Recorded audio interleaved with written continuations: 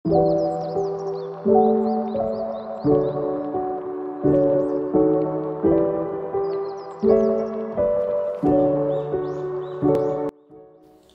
semuanya, aku Emilia dari program studi akuntansi angkatan 59.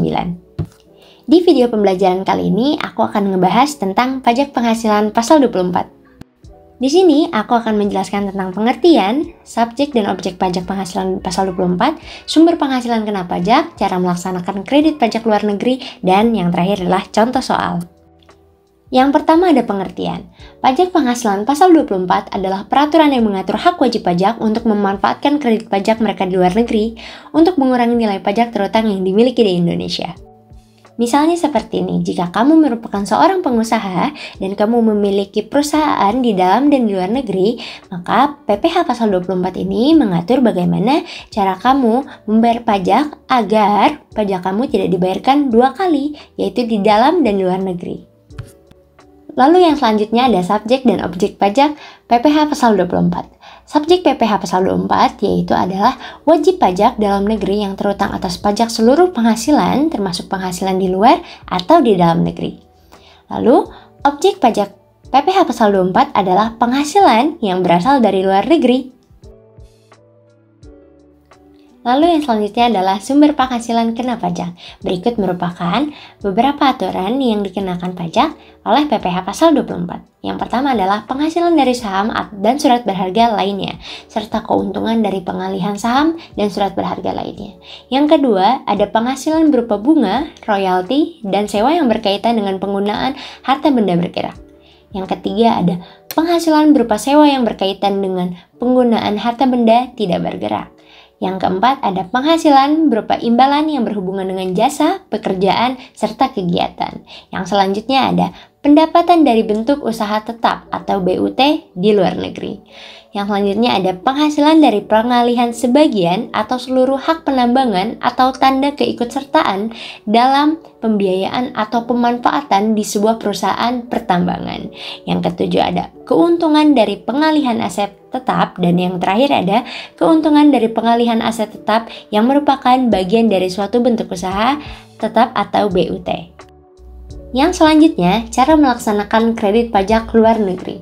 Pajak yang terutang atau dibayar di luar negeri akan dapat dikreditkan, tetapi dengan syarat wajib pajak menyampaikan surat permohonan kepada Direktur Jenderal Pajak dengan dilampiri laporan fotokopi dari penghasilan yang berasal dari luar negeri, fotokopi surat pemberitahuan pajak atau tax return yang disampaikan di luar negeri, dokumen pembayaran pajak di luar negeri, penyampaian permohonan kredit pajak yang terutang atau dibayar di luar negeri tersebut dilakukan bersamaan dengan penyampaian SPT tahunan PPh.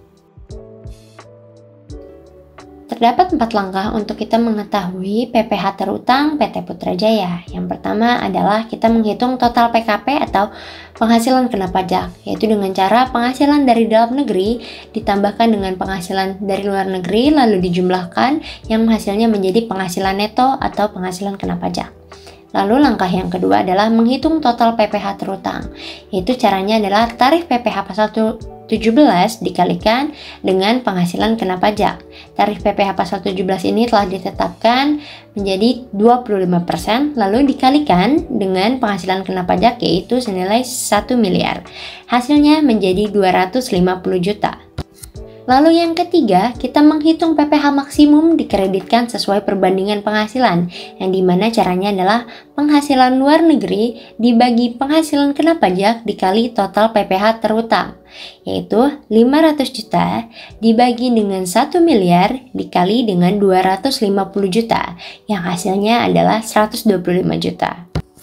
Lalu langkah yang terakhir adalah menghitung PPh yang dipotong atau dibayar di luar negeri, yaitu dengan cara tarif pajak di luar negeri dikali penghasilan luar negeri, yaitu tarifnya yang tadi di soal adalah 20% dan dikali penghasilan dari luar negeri yaitu 500 juta, yang hasilnya adalah 100 juta. Lalu PPh terutang PT Putrajaya yaitu dikenakan pajak senilai 100 juta. Mengapa 100 juta? Karena di PPh pasal 24 ini, setelah kita melakukan 4 langkah cara penghitungan ini, kita akan mengambil nominal atau jumlah terkecil dari seluruh total penghitungan yang telah kita hitung. Jadi, di sini kita menggunakan pajak atau nilai yang terkecil. Setelah melakukan penghitungan, kita akan membandingkan langkah nomor 2, nomor 3, dan juga nomor 4. Itu kita melihat mana yang nominalnya lebih kecil. Karena nominal lebih kecil atau nominal terendah itu yang menjadi PPh terutang yang akan dibayarkan oleh PT Putrajaya.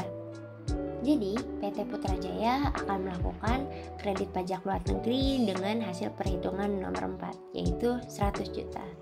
Namun, di beberapa soal, nilai terendah atau nilai yang paling kecil tidak di nomor 4, bisa jadi di perhitungan nomor 2 ataupun nomor 3. Jadi kita tidak bisa menyimpulkan bahwa perhitungan dengan nilai nominal terendah.